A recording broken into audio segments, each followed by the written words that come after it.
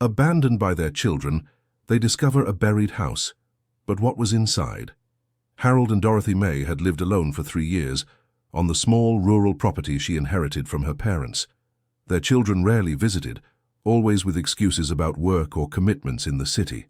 The silence of the wooden house was only broken by the sound of birds and the creaking of loose boards on the roof that Harold insisted on fixing himself.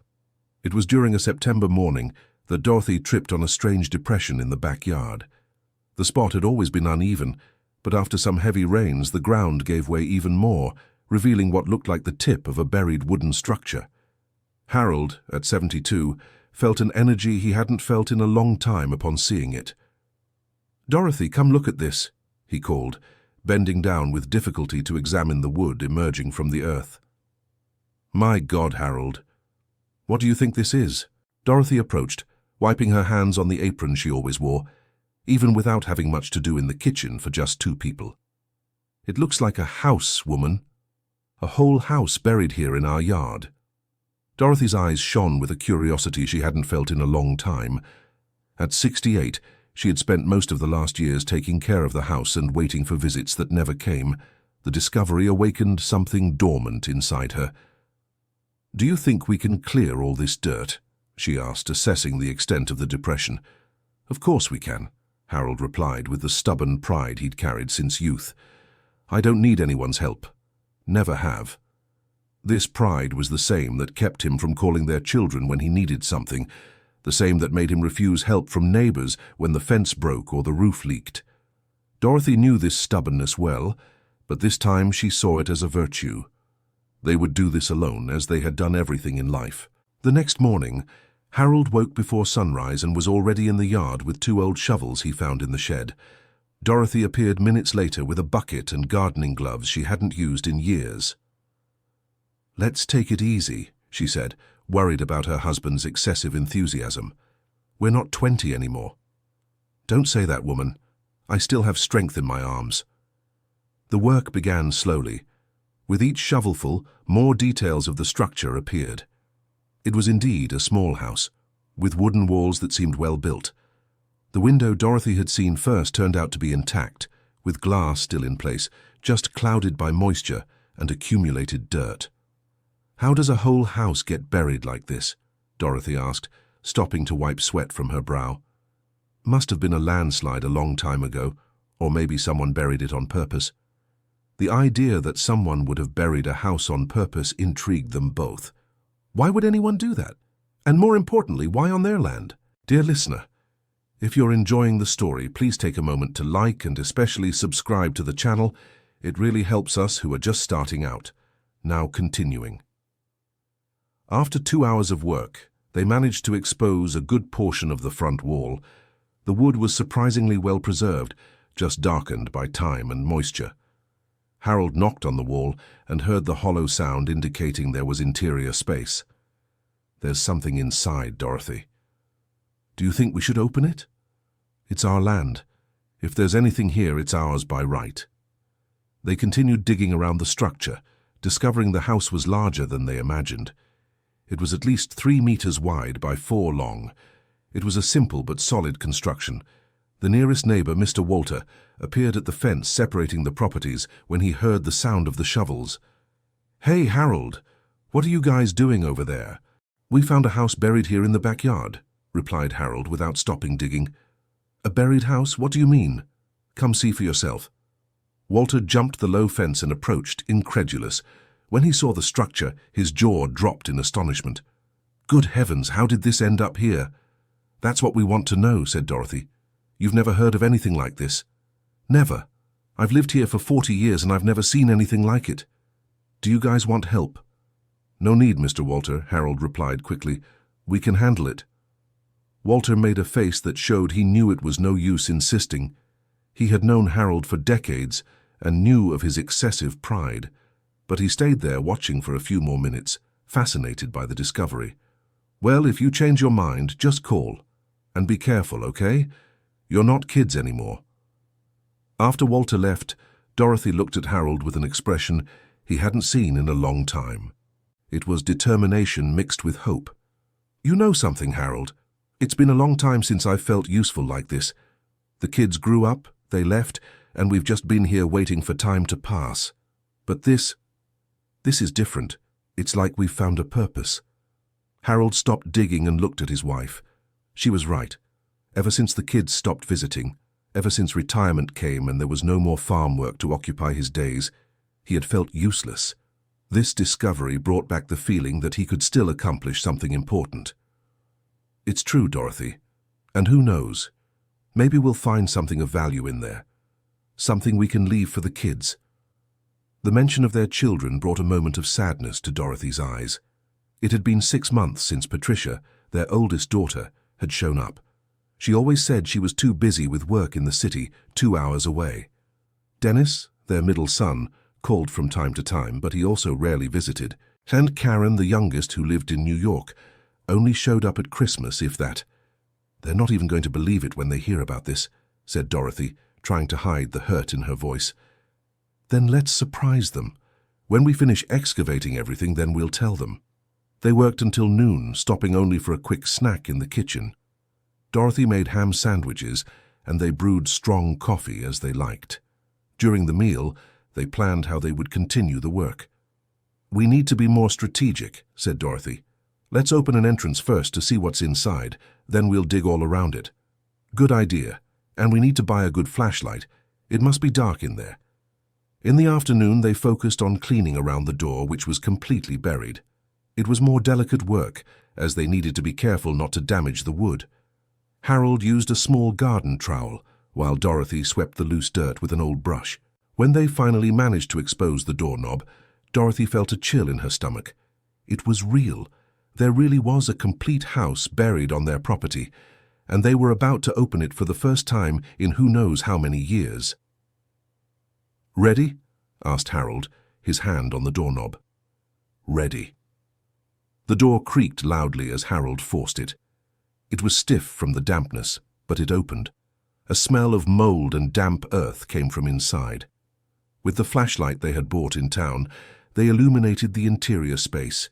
It was indeed a house, small but complete. It had a main room, what appeared to be a bedroom in the back, and an area that must have been a kitchen. There was furniture covered in decades of dust and cobwebs, a small table, 2 chairs, a simple bed in the bedroom. My God, Harold. Someone lived here.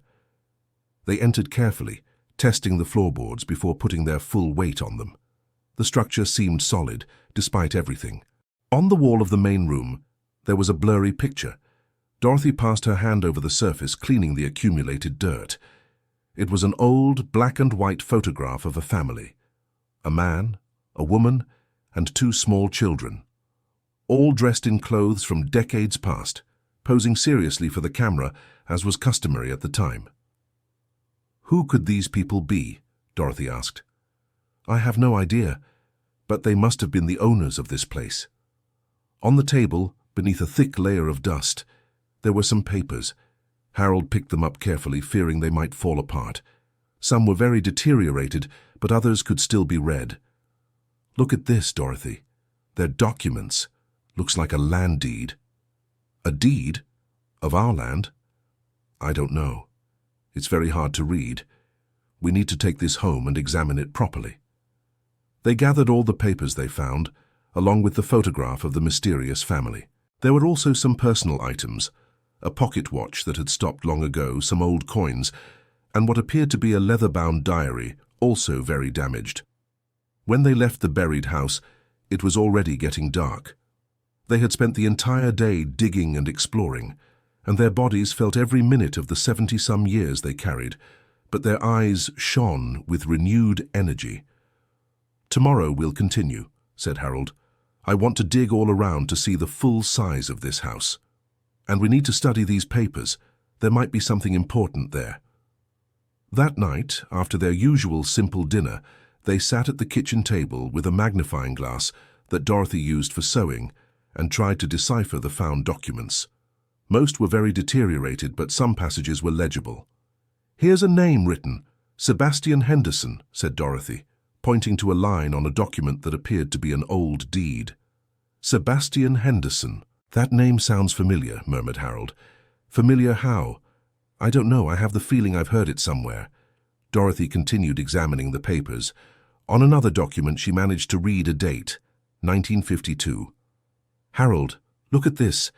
This paper is from 1952. That's over 70 years ago. 70 years buried. Just imagine. They tried to read more, but the kitchen lighting wasn't good, and their eyes weren't what they used to be. They decided to continue the next morning, with better natural light. That night, both Harold and Dorothy had trouble sleeping. The discovery had stirred something deep within them. It was as if, after years of feeling forgotten and without purpose, they had found an important mission. "Are you awake?" Harold asked in the dark. "I am. I can't stop thinking about that house." "Me neither. You know, I don't think this is a coincidence." "How so?" "That this house appeared right now, just when we were, I don't know, feeling so alone. So, it's like it's a sign." Dorothy turned in bed, trying to see her husband's face in the darkness. A sign of what? That we still have important things to do, that our story isn't over yet. The next morning they woke up early and eager to continue the work. But first, Dorothy insisted they examine the documents better in the daylight. Sitting on the porch with the morning sun illuminating the papers, they managed to read more details. "Here it talks about a rural property," said Dorothy, pointing to a passage on a yellow deed. "And look at this. It's in the name of Sebastian Henderson, but it mentions his wife, Florence Henderson." "Florence," Harold repeated the name slowly. "Dorothy, that was my grandmother's name." "What do you mean?" "My grandmother was named Florence, and my grandfather's last name. Let me remember. I think it was Sebastian." The two looked at each other in silence. The possibility forming in their minds was almost unbelievable. "Do you think that—" began Dorothy.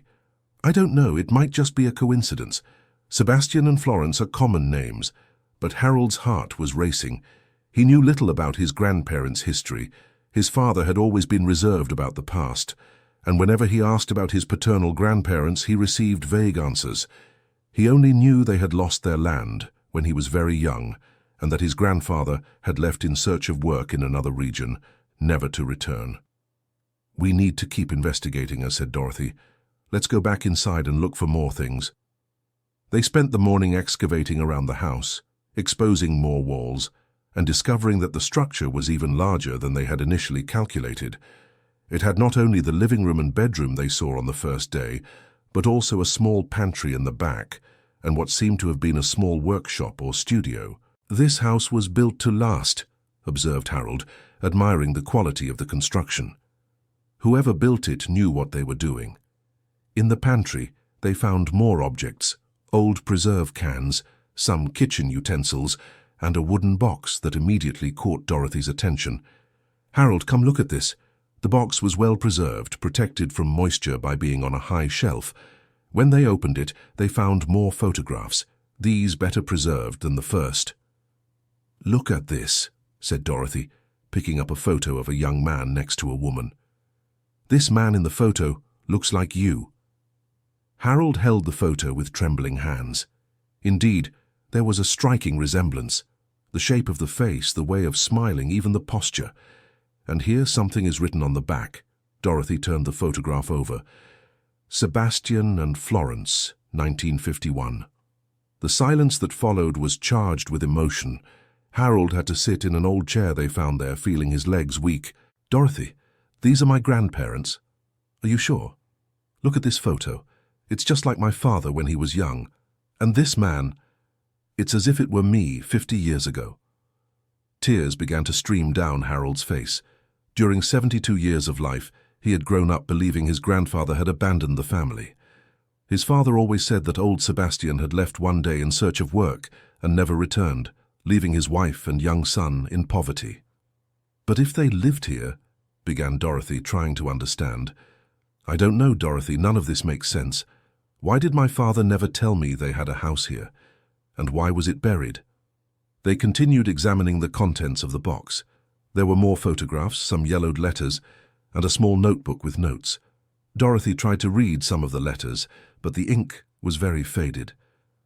"We need someone who understands preserving old documents," she said, "or at least someone with a better magnifying glass than mine.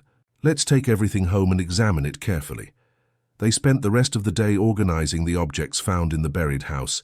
Each item was carefully cleaned and catalogued: the family photograph, the pocket watch, the old coins, the property documents, the letters, and now this new collection of photos and the mysterious notebook. Dear listener, if you are enjoying the story, please take a moment to like and especially subscribe to the channel. It helps us a lot, as we are just starting out. Now continuing. In the kitchen of the house with better lighting, they managed to read some passages from the notebook. It was a kind of diary with notes about the farm's daily life, prices of products sold, and observations about the weather. Here he notes about the sale of corn. Read Dorothy. Sold 2 sacks of corn to Frank, received $12. And here it talks about repairs to the house, added Harold. Need to replace the porch boards before winter. But it was on a page toward the end of the notebook that they found something that left them even more intrigued. The handwriting changed, becoming more rushed, nervous. "They came again today," Dorothy read slowly. "They said if I didn't pay by Friday, they'd take everything. I don't know what to do anymore." "Who were they?" asked Harold. "I don't know, but it seems your grandfather was in trouble. Look what's written down here. Florence is scared. The children can also sense something is wrong. I need to find a solution before it's too late." The diary reading was revealing a story of financial difficulties and fear. The last entries were dated December 1952. "I've decided to hide the important documents," continued Dorothy, reading. "If they take the house, at least the property papers will be safe. I buried everything in the iron box under the bedroom floorboards." Harold and Dorothy looked at each other with wide eyes. "There's a box buried under the floorboards," exclaimed Dorothy. "We need to go back there tomorrow and look for that box." They spent the night trying to piece together the puzzle with the information they had. Sebastian and Florence were indeed Harold's grandparents. They lived in the house that was now buried in the backyard. They had financial troubles with people who threatened them, and they hid important documents in a box under the floorboards. "But why did the house end up underground?" asked Dorothy. "Maybe it really was a landslide. Or else what? Or else someone buried it on purpose, to hide evidence of something." The idea was disturbing, but it made sense with the tone of fear in the diary's last entries. The next morning they woke up determined to find the box mentioned in the diary. They returned to the buried house with proper tools to lift the bedroom floorboards. The work was harder than they expected. The boards were swollen from the moisture and nailed down firmly. Harold had to use a crowbar to pry them loose, while Dorothy held the flashlight. "Here!" shouted Dorothy, when the light illuminated something metallic in the soil beneath the boards. "It really is a box!" The iron box was partially buried in the damp earth under the floor. It was small but heavy, and had a simple lock that broke easily with a hammer blow. When they opened it, they found documents carefully wrapped in oilcloth, which had protected them from the moisture all these decades. "My goodness," whispered Dorothy as she unwrapped the papers. They were property deeds, not just for the land where they lived, but for several other properties in the region, and they were all in the name of Sebastian Henderson. "Harold, your grandfather wasn't poor. He owned half the land around here. How is that possible?" They examined document after document. There were deeds for 5 different properties, including the farm where they currently lived. There was also a letter from a lawyer, dated November 1952. Dorothy read the letter aloud. "Dear Mr. Sebastian, as we discussed, the legal situation is becoming complicated.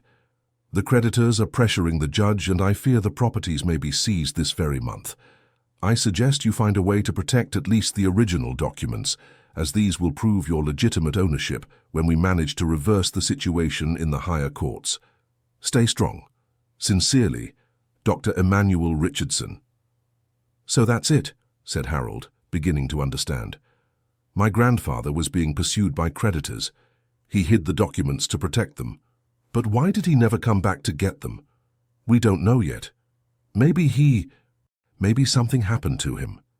Among the documents, they also found a handwritten letter, clearly written in haste. My dear Florence, if you are reading this, it means something has happened to me. Colonel Harrington's men are after me, and I don't know if I'll make it home tonight. I hid the land deeds in the box under the floorboards of our bedroom. One day, when all this is over, you or the boy can use these papers to prove the land is ours. Tell our son I always loved him, and that everything I did was to protect the family. Your loving husband, Sebastian. Tears streamed down Harold's face as Dorothy read the letter. Finally, the truth was being revealed. His grandfather had not abandoned the family. He had been forced to flee to protect them. Dorothy, this means my father grew up his whole life thinking he had been abandoned by his own father. And I grew up with that lie too. And it means you are the rightful owners of all this land. They looked around, trying to process the magnitude of the discovery. If the documents were valid, they weren't just owners of the small property where they lived, but of a considerable area in the region. We need to find a lawyer, said Dorothy. We need to know if these documents still have legal validity after so long. First, I want to understand what happened to my grandfather, and to my grandmother too. Why was the house buried? They spent the rest of the day searching for more clues in the underground house. Late in the afternoon, in a desk drawer they hadn't noticed before, they found more letters. These were different, written in a feminine hand. "These are your grandmother's letters," said Dorothy, recognizing the difference in the handwriting. Florence's letters told the story of what happened after Sebastian disappeared. She had been left alone with their young son, Harold's father, trying to keep the property running. But the creditors and the men of that Colonel Harrington kept pressuring. One particularly heartbreaking letter said, "My dear Sebastian, wherever you are, I must tell you they came again. This time they brought papers from the judge saying the property is no longer ours. They are giving me a week to leave with the boy. I don't know where to go. Our son cries every night asking when you will return. I told him you went to work far away, but he is clever and knows something is wrong. If you are alive, please come back to us. Your waiting wife, Florence." "Poor woman," said Dorothy, drying her own tears. "Alone with a small child, not knowing what had happened to her husband. And my father grew up thinking he had been abandoned. Imagine his suffering." The following letters showed Florence's growing desperation. She was forced to leave the property, moved to the city with her son, and worked as a laundress to survive. In the last letters, dated 1954, she wrote that she had gotten work on a distant farm and was going to move there with the boy. "I'm taking our house underground," Dorothy read in one of the last letters. "Harrington's men said they would burn everything, but I didn't let them. I asked for help from his friend John and John's son. We dug a large hole and buried the entire house.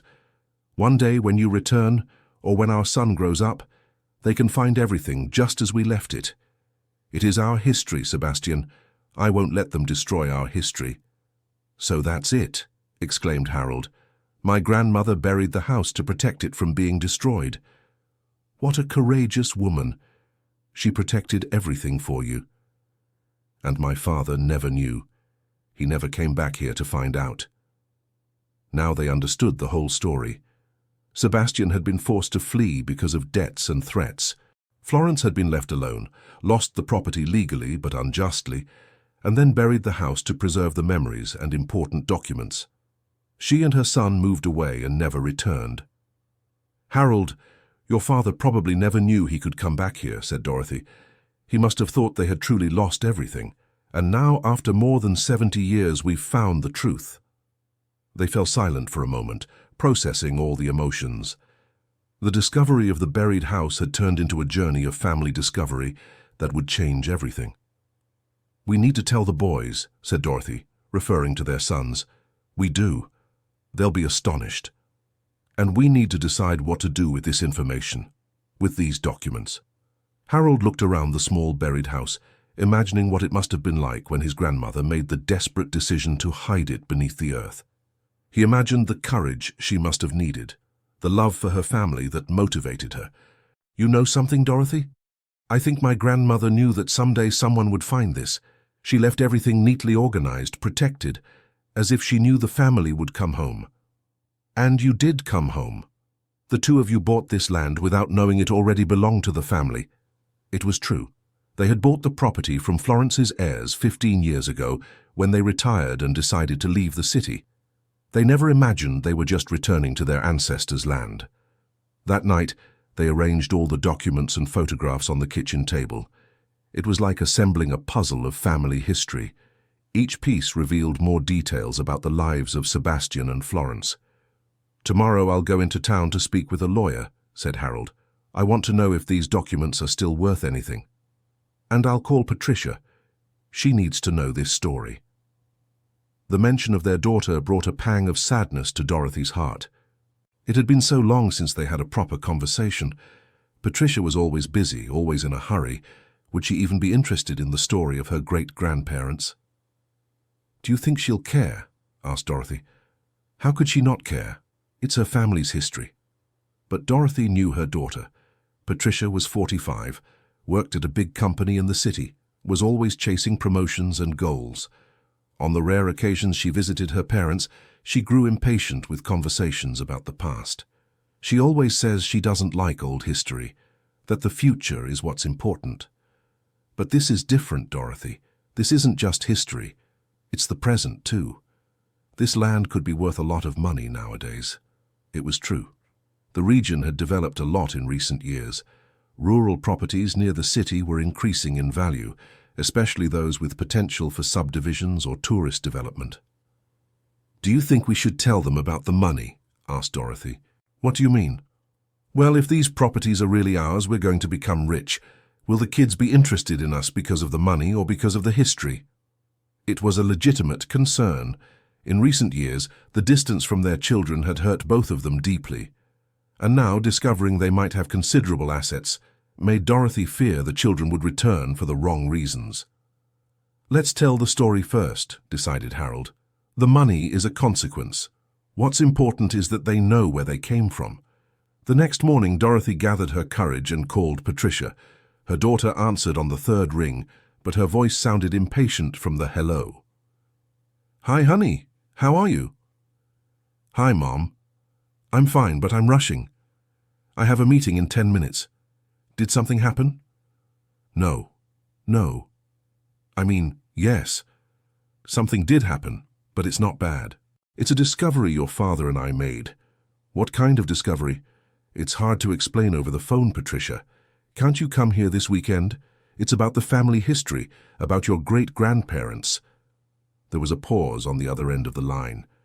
Dorothy could imagine Patricia looking at the clock, calculating her commitments.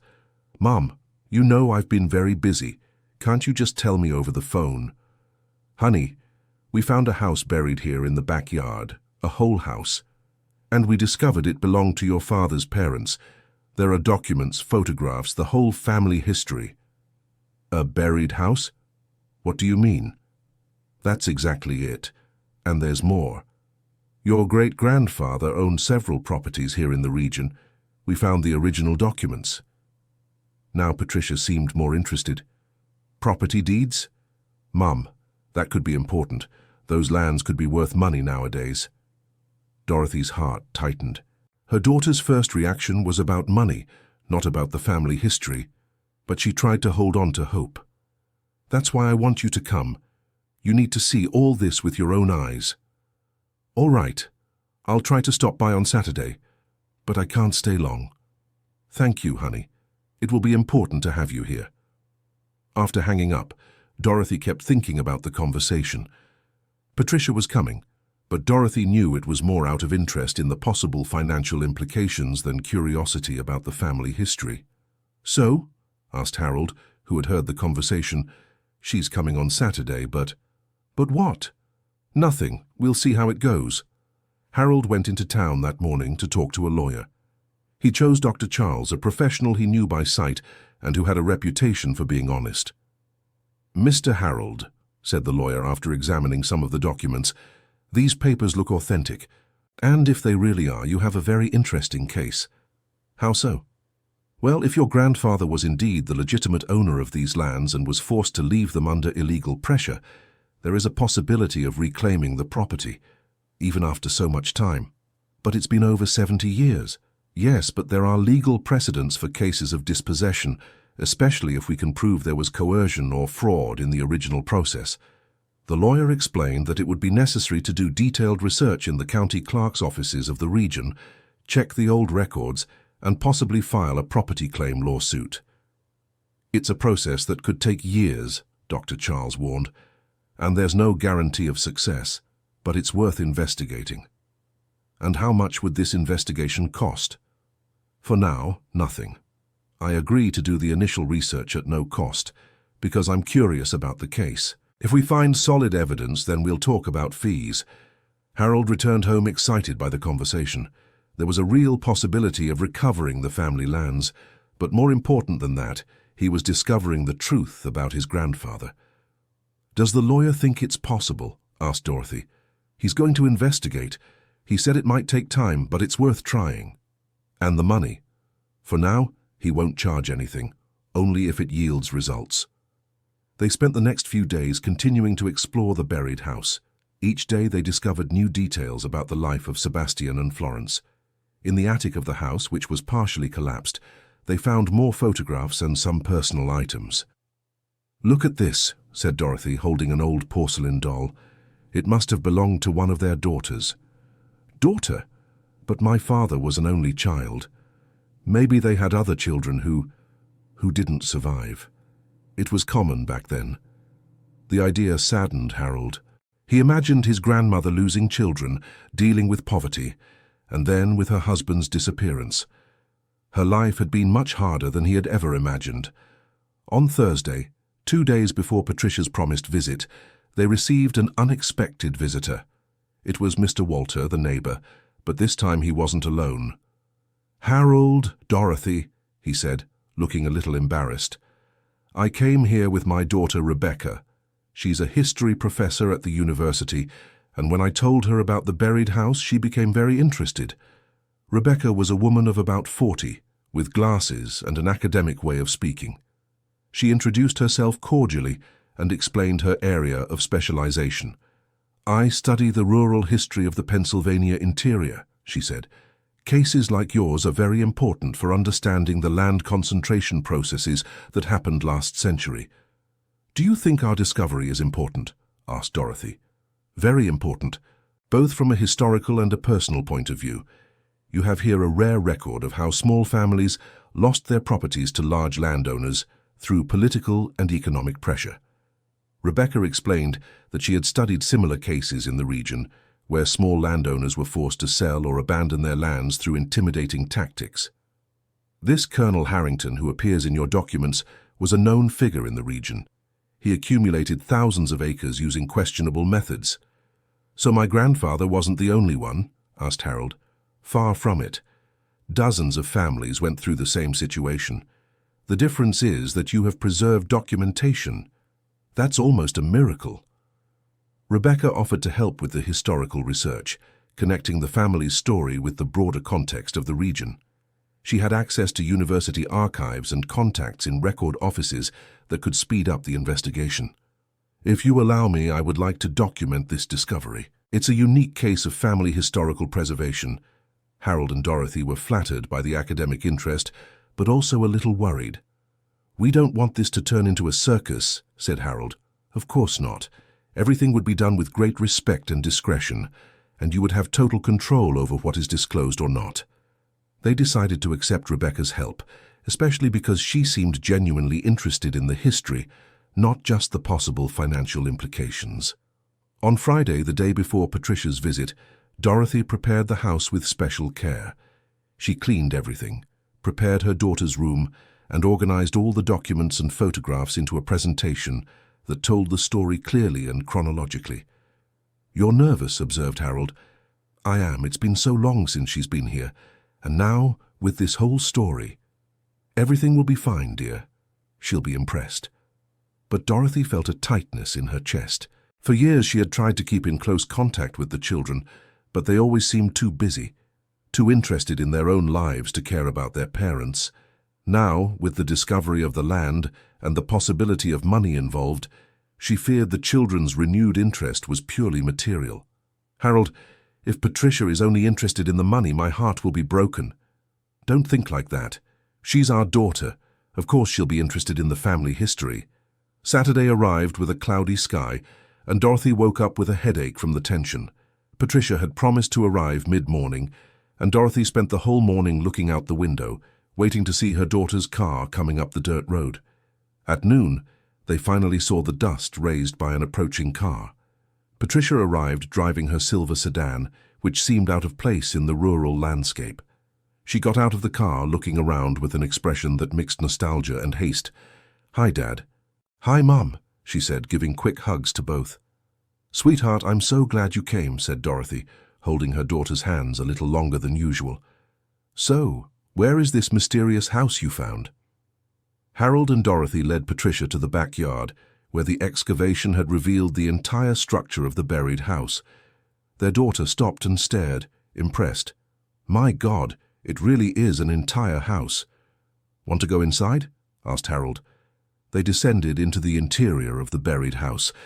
Patricia held the flashlight, while her parents explained each discovery, each document, each photograph. As the story unfolded, Patricia's expression changed from casual interest to genuine fascination. "So this Sebastian was my great-grandfather?" she asked, holding the photograph of the young couple. "That's right. And this is your great-grandmother, Florence." "And they owned all this land?" "According to the documents, yes." Patricia examined the deeds carefully. She worked with contracts at her company and had experience reading legal documents. "These papers look authentic," she said, "and if they are, you might be sitting on a fortune." Once again, Patricia's first reaction was about money. Dorothy felt her heart tighten but tried not to show it. "The important thing isn't the money, dear. It's knowing the truth about our family." "Mum, of course the history is important. But you need to understand we're talking about land that could be worth millions of dollars today. It would change the whole family's life." "Change it how?" asked Harold. "Well, you could move to the city, live in a better place, have quality medical care, security—" "Dear," interrupted Dorothy, "we don't want to move from here. We like our life here." "But Mom, you're getting older. Out here far from everything. If there's a medical emergency—" It was a conversation they'd had before. Patricia always insisted her parents should move closer to the city, sell the rural property, live in a smaller, more practical house. Her parents always resisted. "Patricia," said Harold, "we brought you here to learn about the family history, not to talk about moving." "I'm sorry, Dad. It's just that I worry about you. And now, with the possibility of you having more resources—" "We can talk about that later," said Dorothy. "Now let us show you the rest." They spent the whole afternoon exploring the buried house and examining the documents. Patricia asked many intelligent questions and showed genuine interest in the history, though she always circled back to the practical and financial implications. "Have you already looked for a lawyer?" she asked. "Yes, Dr. Charles is investigating for us." "Dr. Charles? Dad, you need a law firm specialized in real estate law. This type of case is very complex." "But Dr. Charles is honest. We trust him." "Trust isn't enough, Dad. You need the best lawyer you can get. I can recommend a firm in New York that has experience with these cases." Dorothy and Harold exchanged looks. Patricia was right about the need for competent legal representation, but there was something about how she took control of the situation that bothered them. "For now, we'll stick with Dr. Charles," said Harold. "If he thinks he needs help, we'll see." "And by the way," added Patricia, "have you told the others, Dennis and Karen?" "Not yet. You were the first." "Good. I think it's best we all get together before making any important decisions. This affects the whole family." During dinner, Patricia continued making plans. She talked about the need to get property appraisals, hire specialized lawyers, maybe even form a family company to manage the assets. "Dear," said Dorothy, "you're going way too fast. We don't even know if these documents are legally worth anything yet." "Mom, it's better to prepare for all possibilities. If you really are the legitimate owners of this land, it's going to be a complicated process. There will be people interested in contesting it, in complicating things." "What kind of people?" asked Harold. "The current owners, for example. If you prove the lands were taken illegally, they'll have to return them or pay compensation. No one will hand over millions of dollars willingly." It was a point neither Dorothy nor Harold had considered. They were so focused on uncovering the truth about the past that they hadn't thought about the complications it could bring in the present. "Do you think it could be dangerous?" asked Dorothy. "Not physically dangerous, but you'll face expensive lawyers, lengthy lawsuits, attempts at legal intimidation. That's why you need to prepare properly." The night was long. Patricia insisted on photographing all the documents and making a detailed list of everything they had found. She also called Dennis to tell him about the discovery. "Dennis, you need to come here next weekend," she said on the phone. "It's about the family. It's important." Dorothy watched her daughter taking charge of the situation and felt conflicting emotions. It was good to have someone competent helping, but it also hurt to realize that Patricia seemed more interested in the practical and financial aspects than in the emotional dimension of the discovery. "Honey," she said when Patricia hung up the phone, "are you interested in your great-grandparents' story or just the money?" "Mom, both things are important. Of course, I'm moved knowing you discovered the truth about Grandpa's abandonment, but you need to be practical too." "Your grandfather didn't abandon anyone," corrected Harold. "He was forced to flee to protect the family." "Yeah, Dad. Sorry. You're right. It's a beautiful story, and I'm happy you discovered it. But that doesn't change the fact that you might be entitled to a considerable estate." "And what if we don't want the estate?" asked Dorothy. "What if we just want to live in peace here?" Patricia looked at her mother with an expression of disbelief. "Mom, you could use that money to secure your future, to help your children, your grandchildren. You could make a difference in a lot of people's lives. We've always lived with what we had. We never needed a fortune to be happy." "But Mom, you're getting older. What if one of you gets sick? What if you need expensive treatment, admission to a good clinic?" It was a difficult argument to counter. Dorothy and Harold were in their 70s, and although they were healthy, they knew age brought vulnerabilities. "We'll think about all of this, honey," said Harold, "but one thing at a time." On Sunday morning, Patricia prepared to return to the city. Before leaving, she made her parents promise not to make any important decisions without consulting their children. "You're too naive to handle these matters alone," she said. "Promise you'll keep me informed of everything." "We promise," said Dorothy, though with a twinge of irritation at how her daughter treated them as incapable.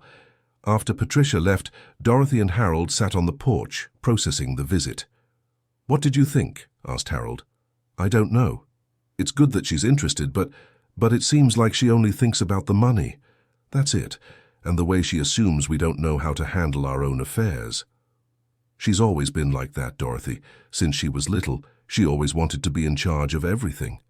But now it's different. She's treating us as if we were two children who found a treasure and don't know what to do with it." They fell silent, looking at the backyard where the buried house was partially exposed. The discovery that had brought so much joy and purpose to their lives was getting complicated.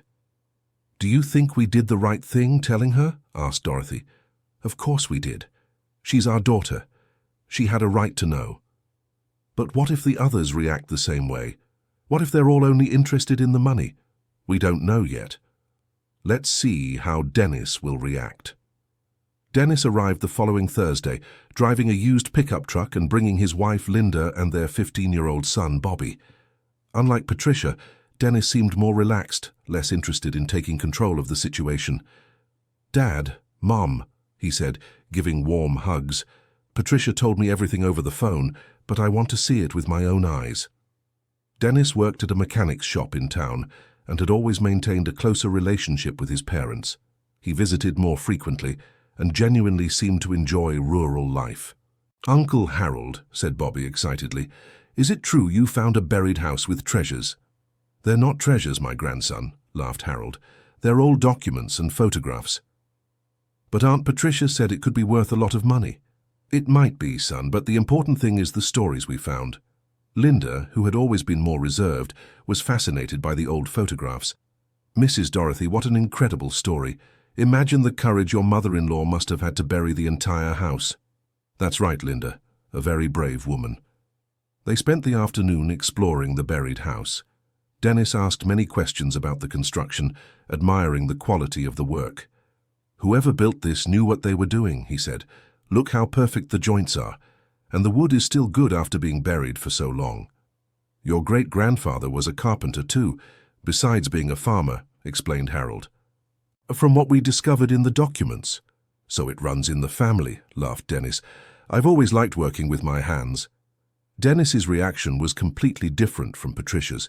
He was genuinely interested in the history, asked questions about the ancestors, and was moved when he saw the old photographs. Dad, it's incredible to think we have all this history in the family and never knew. It's true, son. Your grandfather grew up thinking his father had abandoned him, and he passed that hurt on to me too. And now we know it wasn't abandonment. It was sacrifice. Exactly. Linda found some old recipes, handwritten in a little notebook that was in a kitchen drawer. Look, Mrs. Dorothy, your mother-in-law's recipes. There's even one for bread that looks delicious. Oh, how nice, Linda. We could try making it. It was Linda who asked the question that was in the air. And about the lands? Patricia said you might have a claim to several properties. It's possible, said Harold.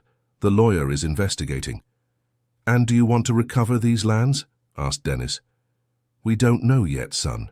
It's all very confusing. We just wanted to discover the truth about the family. But if they are really yours, you have the right, said Linda. Of course you do, agreed Dennis. But the question is, do you want to? It was a simple but complicated question. Dorothy and Harold really didn't know if they wanted to enter a legal battle to recover lands that had been lost over 70 years ago. At first, said Dorothy, we just want to live in peace here. But on the other hand, if those lands are really ours... It's a matter of justice, Harold added. My grandfather was wronged. My grandmother and my father suffered because of it. And you suffered too, added Dennis. You grew up in a much more difficult financial condition than you should have had. But son, we had a good life. We can't complain. Dad, it's not complaining, it's justice. If you prove those lands are yours, you have the moral right to recover them. Bobby, who had been quiet listening to the adults' conversation, made an observation that surprised everyone. Grandpa, what if we used that money to do something good, like help other families who went through the same problem? Everyone looked at the boy. The suggestion was mature and unexpected. What do you mean, my grandson? Asked Harold. Well, if there were other families who lost their land in the same unfair way, we could use part of the money to help them too, or to start some social project. Linda smiled at her son, proud. That's a beautiful idea, Bobby, using the justice we've won to help other people achieve justice too.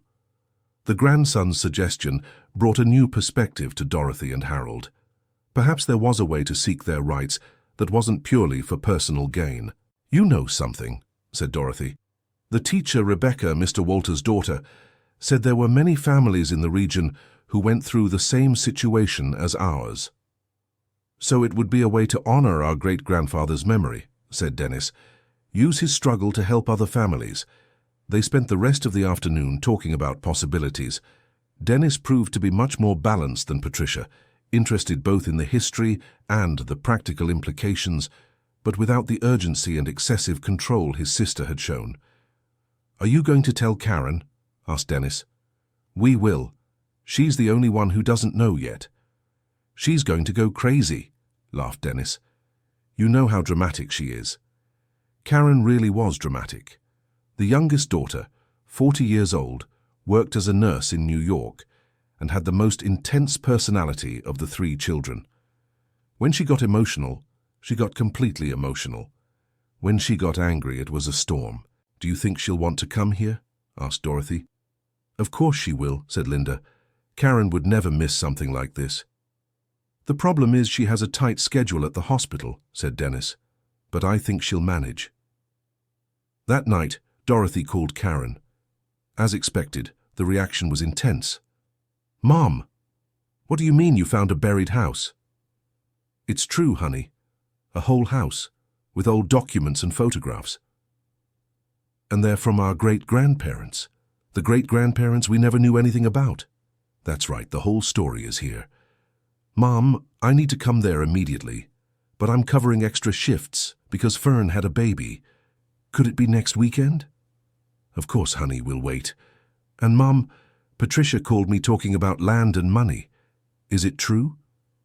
It might be, Karen, but we're still investigating. My God, you could be rich and never knew it. Honey, it's not exactly like that. Mom, you need a good lawyer and you need to be careful. Rich people are targets for all kinds of ill-intentioned people. Karen, calm down, one thing at a time. Sorry, Mom, it's just that I worry about you guys there all alone, especially now with this discovery. We're fine, honey. Don't worry. Okay. But I'm coming this weekend for sure. And Mom, you haven't told anyone in town, have you? No. Only the closest neighbors. Good. It's better to be discreet until you know for sure what's going on. After hanging up, Dorothy became thoughtful. The children's reactions were interesting to observe.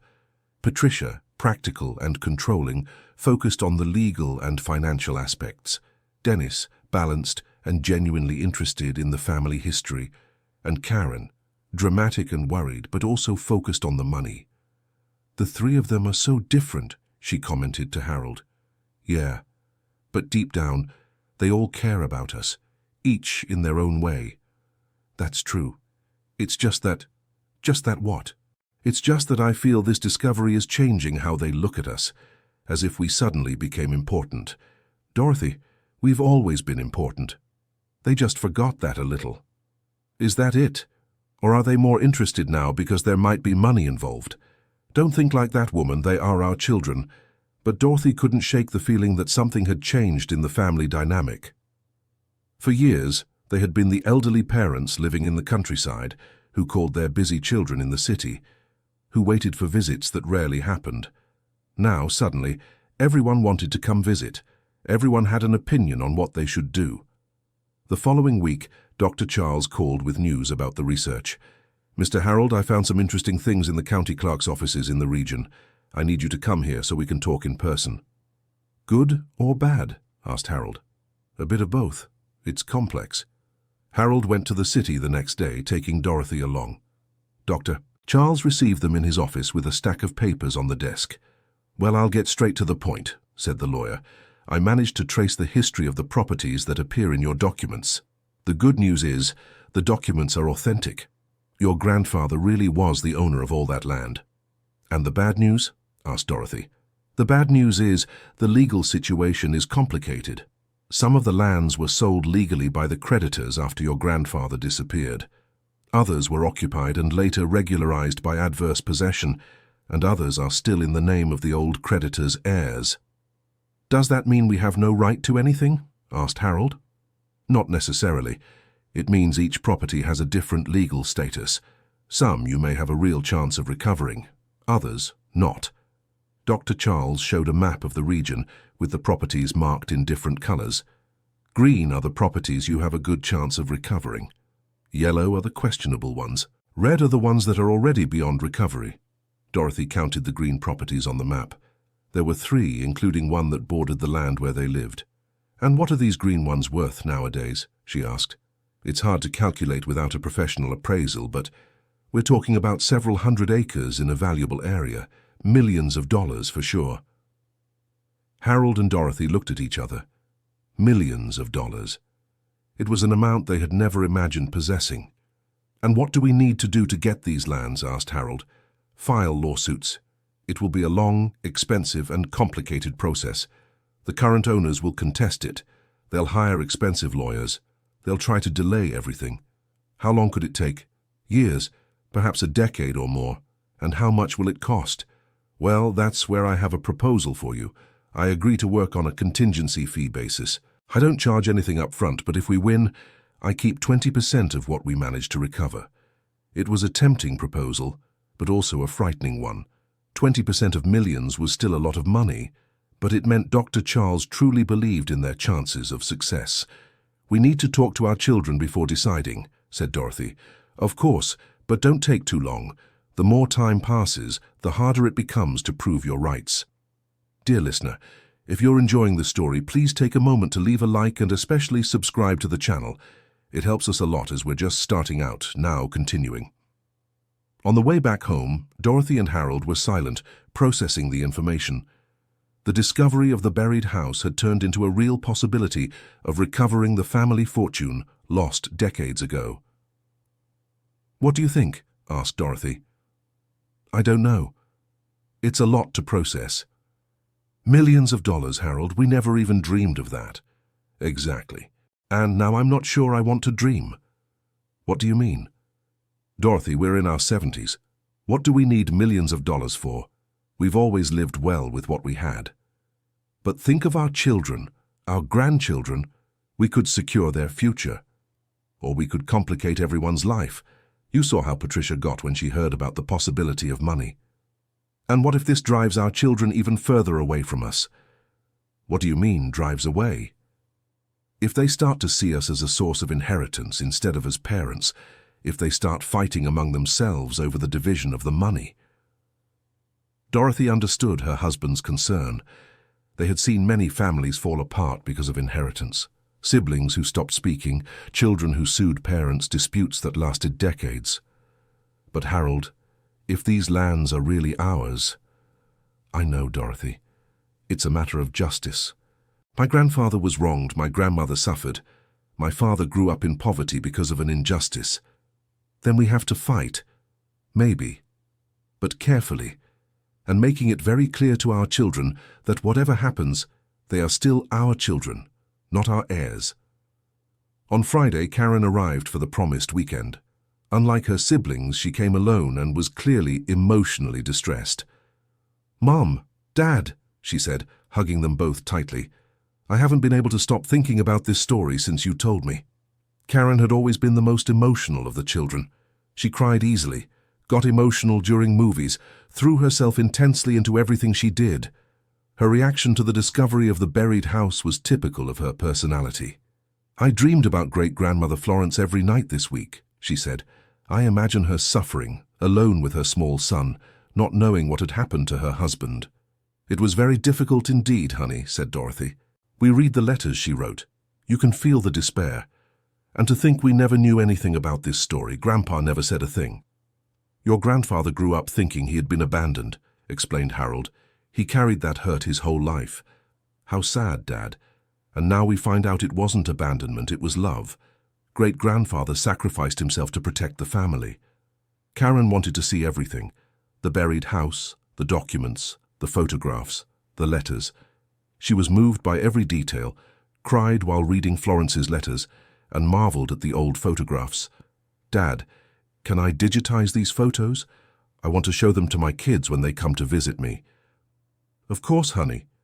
Karen worked a lot and had lived alone in New York since her divorce 5 years earlier. She had 2 teenage children who lived with their father, and she saw them only on alternating weekends. Her life was busy and often lonely. "You know something," she said. "This discovery has made me think a lot about family, about how we drift away from important people." "What do you mean, honey?" asked Dorothy. "I get so busy with work, with the problems of everyday life, that I forget to call you to come visit. And then you make an incredible discovery like this and I realize I'm missing important moments in your lives." Dorothy felt her eyes fill with tears. It was what she most wanted to hear from her children. "Karen, the door to our home has always been open for you. I know, Mom. The problem isn't you.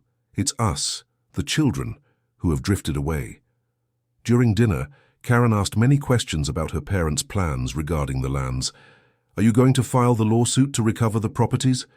"We're still deciding," said Harold. "Why the doubt?" "Karen, it's a process that could take years and complicate our lives a lot. We don't know if we want that." "But Dad, if these lands are rightfully your—" "Honey, what's right and what we want are different things. We have a right, that seems clear. But do we really want to enter a legal battle at 70 years old?" Karen grew thoughtful. "Can I give my opinion?" "Of course. I think you should fight. Not for the money, but for justice. Great-grandfather Sebastian was wronged. Great-grandmother Florence suffered. Grandpa grew up poor when he could have had a better life. It's a matter of honoring their memory." "That's what I think too," said Harold. "But I'm afraid of the complications." "What kind of complications?" "Several. The lawsuit can be stressful. It can affect our health.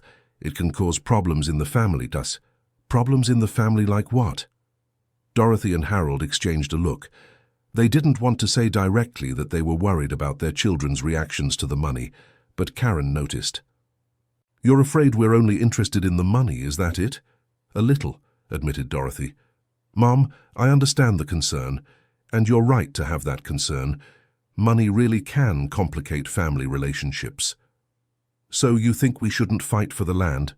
"That's not it. I think you should fight, but with some conditions." "What conditions?" "First, do it for yourselves, not for us.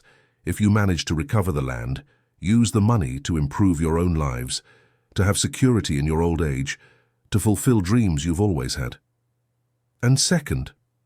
"Second, make it clear to all of us that, regardless of the outcome, you are still our parents, not our providers. We have to love and respect you for who you are, not for what you have." "And third?" "Third, if you really do get a significant amount, consider using part of it to do some good. Like Bobby suggested, helping other families who have been through similar situations." The conversation with Karen was enlightening for Dorothy and Harold. Unlike Patricia, who had focused on the practical and financial aspects, Karen was thinking about the ethical and family dimensions of the issue. "Karen," said Dorothy, "of all our children, you were the only one who didn't talk about how much money this could be worth."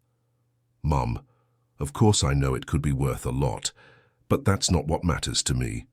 "What matters then?" "What matters is that you discovered a beautiful truth about our family. What matters is that you have a new purpose in life.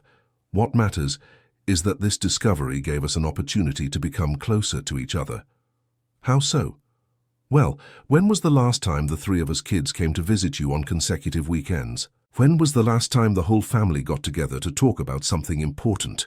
Dorothy thought, and realized Karen was right. It had been years since the children had shown so much interest in their parents or been so involved in family matters. "You're right, honey. This discovery is bringing the family together." "Exactly. And that's worth more than any money." On Sunday, before Karen left for New York, they had a final conversation about the next steps. "Dad, regardless of what you decide about the lawsuit, I want you to know I'm proud of you." "Proud of what?" "For persisting with the excavation when any normal person would have given up, for discovering this incredible story, for facing these difficult decisions with so much wisdom. Karen, do you really think we should file the lawsuit?" "I do. But do it in your own time, in your own way. Don't let anyone, not even us kids, pressure you into making hasty decisions." "And if it goes wrong?" "What if we lose the lawsuit and still owe money to the lawyers?" "Dad, you've already won the most important thing. You've won the truth about the family. You've won a purpose. You've won our admiration and respect. The rest is a consequence." After Karen left, Dorothy and Harold sat on the porch to talk about everything they had learned from their children's visits. "What did you think of their reactions?" asked Harold. "They were quite different from what I expected." "How so?" "I thought they would all just get excited about the money, but each one reacted differently. Patricia really focused more on the practical side, but she cares about us. In her own way, but she cares. Dennis was the most balanced. And Karen was the most emotional, but also the wisest in some points. In the end, all three care about us. It's just that each has a different way of showing it. And all three want us to fight for the land. They do, but for different reasons." That night, they made a decision. They were going to authorize Dr. Charles to file the land claim lawsuits.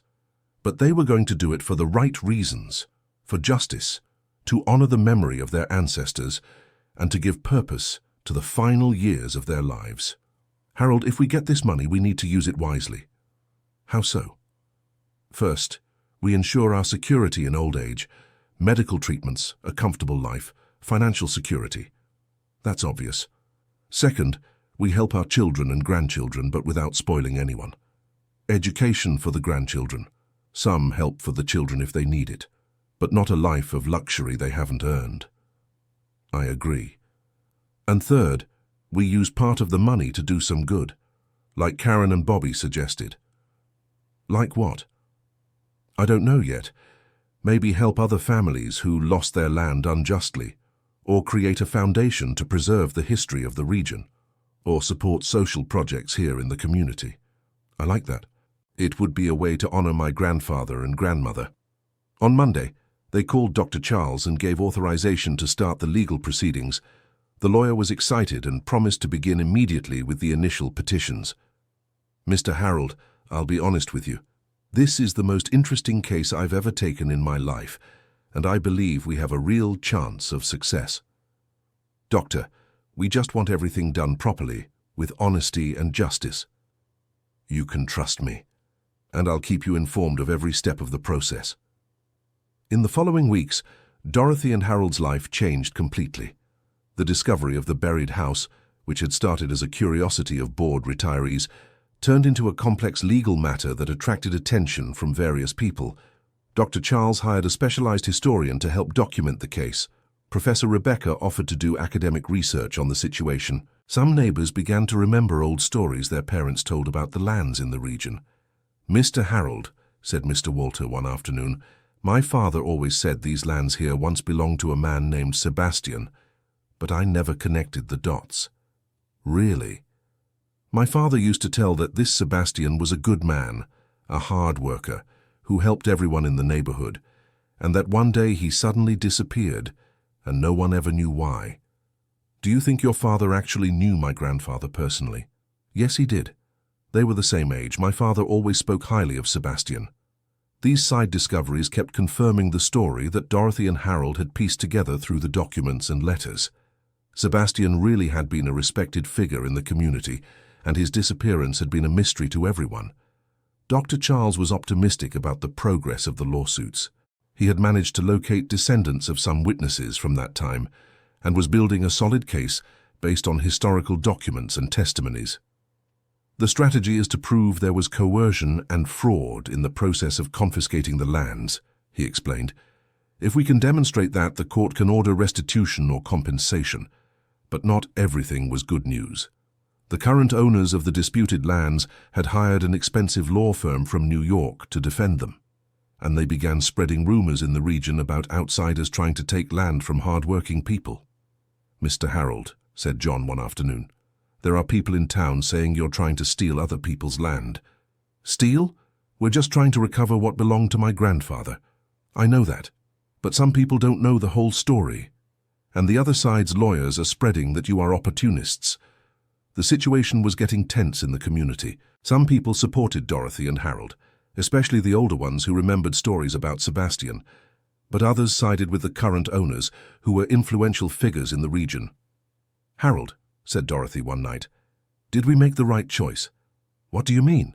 All this confusion, this division in the community.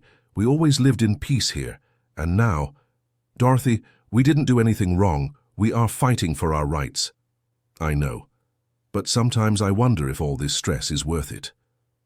Woman, if we give up now, my grandfather will continue to be remembered as the man who abandoned the family, and my grandmother will continue to be seen as the poor thing who was abandoned. The truth needs to come out."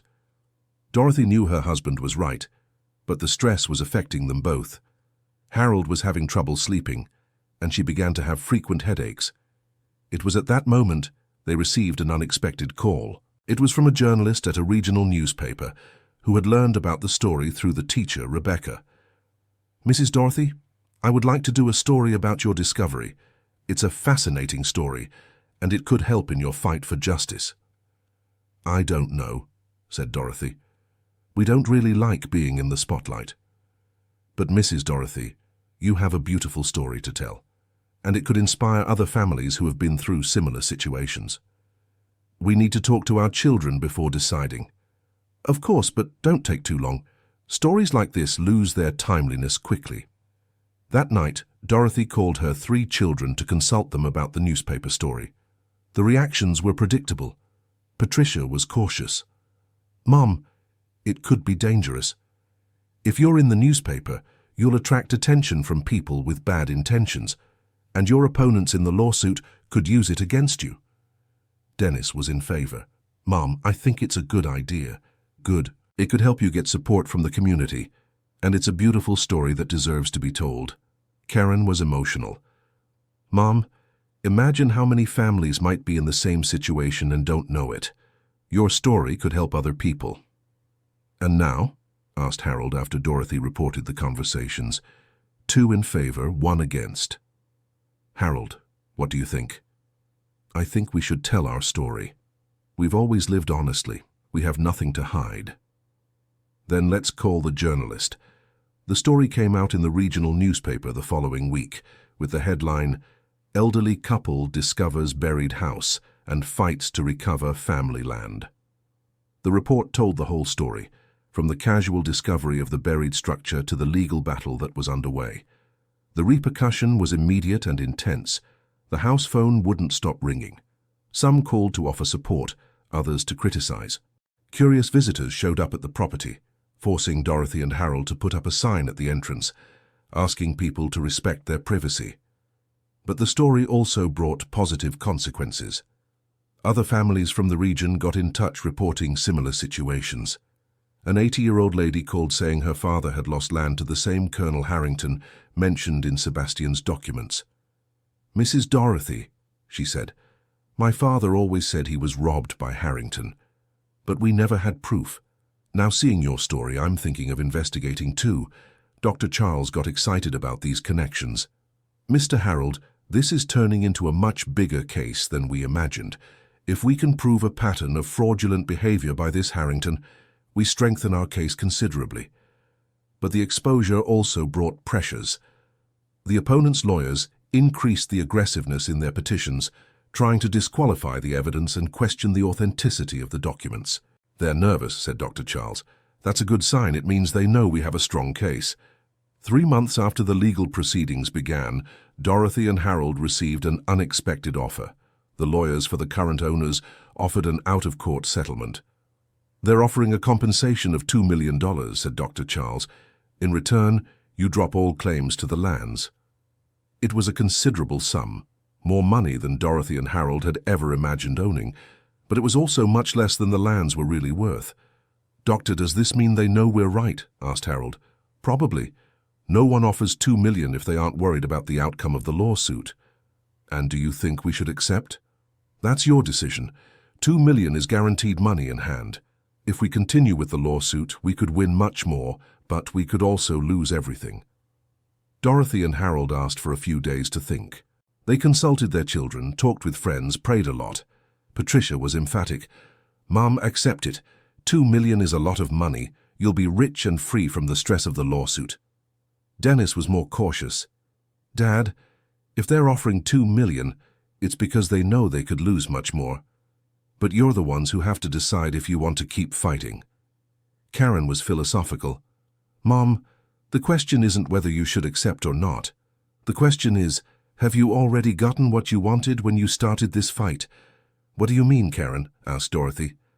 "Well, you started wanting to discover the truth about your great-grandfather. You did. You wanted to clear his name. You did.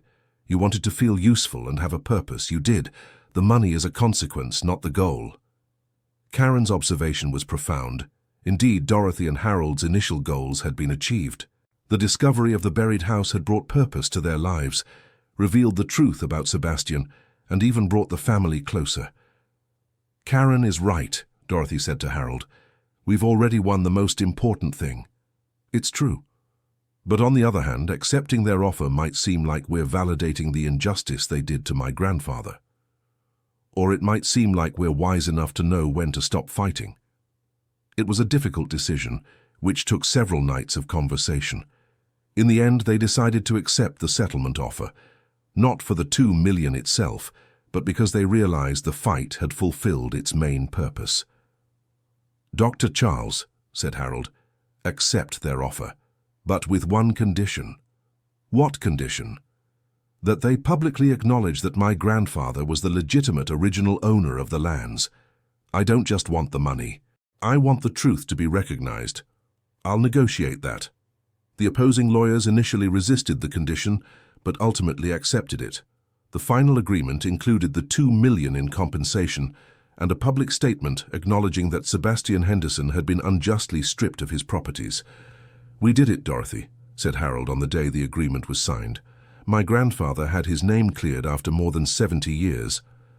And we have the resources to do something good with this victory." With the settlement money, Dorothy and Harold did exactly what they had planned. First, they secured their financial security for their later years. They bought a better health plan, renovated the house, and invested part of the money to have a guaranteed monthly income. Second, they helped their children and grandchildren, but in moderation. They paid for Bobby's college, helped Karen buy a better apartment, and gave a sum to Dennis to expand his workshop. But without excess, without creating dependency. Third, and most importantly, they created the Sebastian and Florence Institute, a non-profit organization dedicated to helping rural families recover land lost unjustly. The teacher, Rebecca, became the academic coordinator of the institute, and Dr. Charles offered free legal services for similar cases. "This is how we honor the memory of our ancestors," said Dorothy at the institute's launch ceremony, "by using our victory to help other families achieve justice." The institute quickly became known in the region. Dozens of families sought help, and several managed to resolve situations pending for decades. The buried house of Sebastian and Florence was restored and transformed into the Institute's headquarters, serving as a symbol of the fight for rural justice. "Mom, Dad," said Patricia, during one of the visits that had become more frequent, "I didn't believe it at first, but you did the right thing. This whole story changed our family." "How so, daughter?" "Well, you became inspiring people, we grew closer, and you're making a difference in a lot of people's lives." It was true. The discovery of the buried house had transformed not only Dorothy and Harold's financial situation, but the entire family dynamic and their role in the community. Dennis began visiting his parents weekly, bringing his family and helping with the property's maintenance. Karen requested a transfer at the hospital to work in a closer town, allowing for more frequent visits, and Patricia, the most resistant to change, ended up getting involved with the Institute's administration.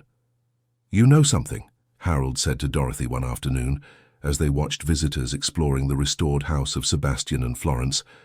"I think my grandfather and grandmother would be proud." "Absolutely. They protected the truth for 70 years, and now the truth is helping other people.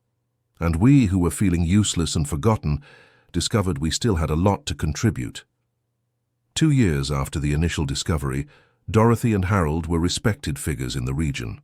The story of the buried house had become a local legend, and the institute they founded had already helped more than 50 families resolve land issues. Bobby, now 17, often brought school friends to learn the story of his great-grandparents. He had become the main narrator for guided tours of the site, proudly telling how his grandparents had discovered the truth about the family.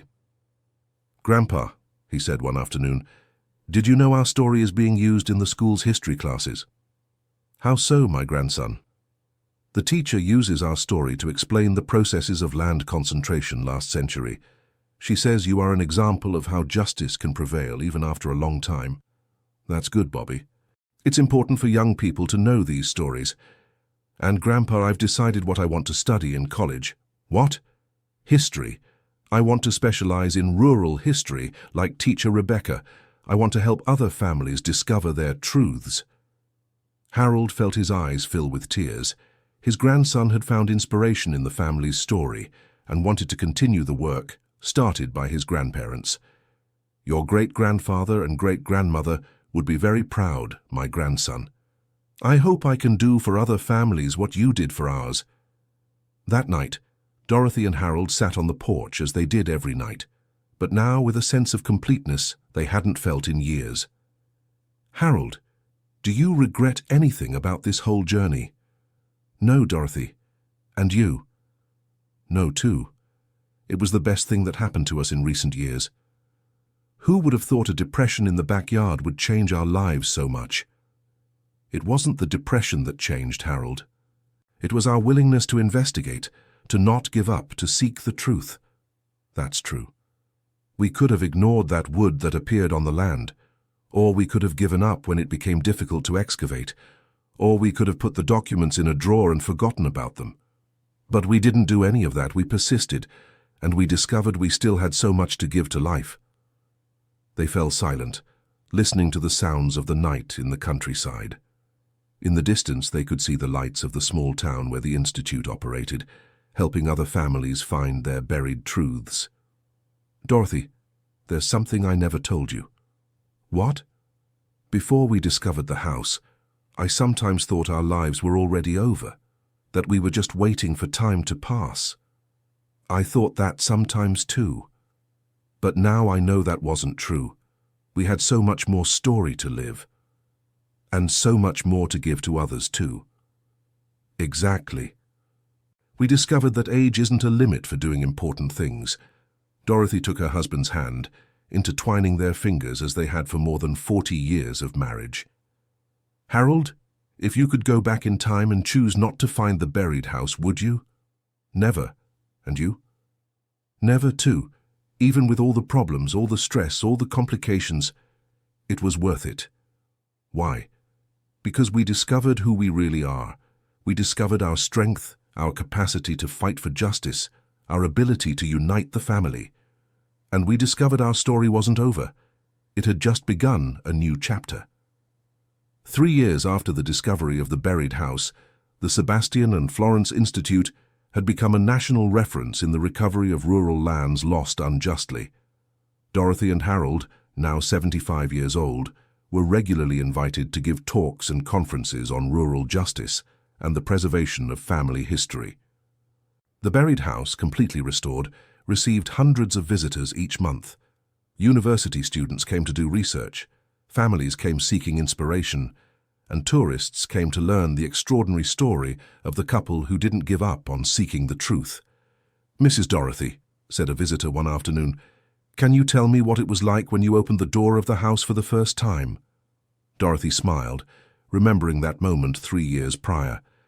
"It was like opening a door to the past, dear, as if our ancestors had left a message waiting for us." "And you weren't afraid?"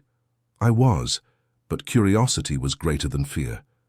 "Do you think other families should look for their buried histories?"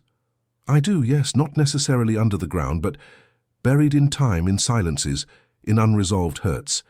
Every family has truths that deserve to be discovered." That night, after the last visitors had left, Dorothy and Harold walked through the backyard where it had all begun. The site of the original excavation was now a well-kept garden, with a plaque briefly telling the story of the discovery. "Harold, sometimes I have the feeling your grandfather and grandmother planned all this." "How so?" "They preserved the house, hid the documents, left all the clues organized, as if they knew that one day the family would return home." "Maybe, Dorothy. Or maybe they simply had hope. Hope that one day the truth would come to light." And it did. After 70 years, it did. And it didn't come alone.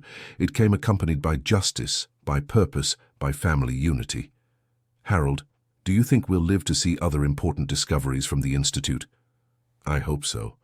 But even if we don't see them, we've already planted a seed. Other people will continue the work. Like Bobby. Like teacher Rebecca, like all the families we've helped and who now help others." Dorothy looked at the house where they lived, illuminated by the yellow lights of the porch. It was the same simple house they had retired to 15 years ago, but now it held a completely different meaning. "You know something, Harold? We always wanted to leave something important for our children and grandchildren. And we did. Not the money, the history, the example, the proof that it's never too late to discover important truths. And the proof that age is no barrier to making a difference in other people's lives." They entered the house, satisfied with another day of work at the Institute, another day of visits from people inspired by their story, another day of a life that had found new meaning at 70 years old.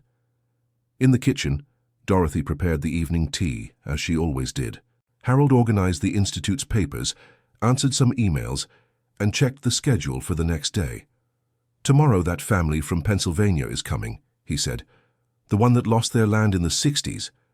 "That's the one. Dr. Charles thinks their case has a good chance." "That's good. Another family that may find their justice." "Dorothy, do you remember when we thought our lives were over?" "I remember. It feels like it was in another life." "It really does. We discovered that life isn't over as long as we have a purpose. and we discovered that purpose can arise in the most unexpected places. Like a depression in the backyard, like a house buried for 70 years, like a truth that was waiting to be discovered. They finished their tea in a comfortable silence, each lost in their own thoughts about the extraordinary journey they had lived. "Harold, is there anything else you would like to discover about our family? I would like to know what happened to my grandfather after he left here, if he managed to rebuild his life, if he was happy, if he ever thought of coming back. And I would like to know more about your grandmother Florence, about how she raised your father alone, about the difficulties she faced. Maybe one day we'll find out, or maybe it's better to leave some mysteries unsolved." Why? Because mystery keeps hope alive, and we've already learned that hope is one of the most important things in life. That's true. It was hope that made us keep digging when it seemed impossible. It was hope that made us believe in the authenticity of the documents. It was hope that gave us the courage to face the legal process. And it is hope that makes us keep believing we can help other families. They went to bed late that night, as they always had since the Institute began operating. They had a lot of work, many people counting on them, many stories to help unearth. Good night, Dorothy. Good night, Harold.